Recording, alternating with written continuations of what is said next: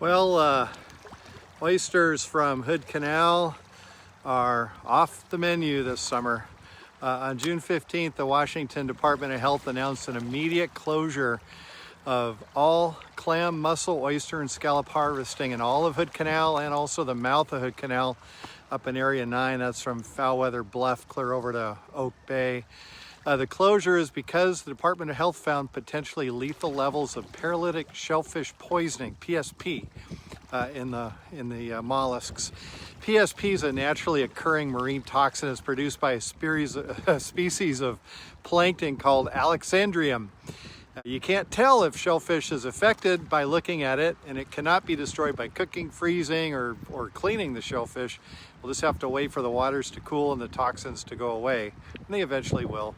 It's been years since Hood Canal has been affected by PSP, but the warm spring was probably a contributing factor. So no shellfish from Hood Canal this summer. Stay safe out there.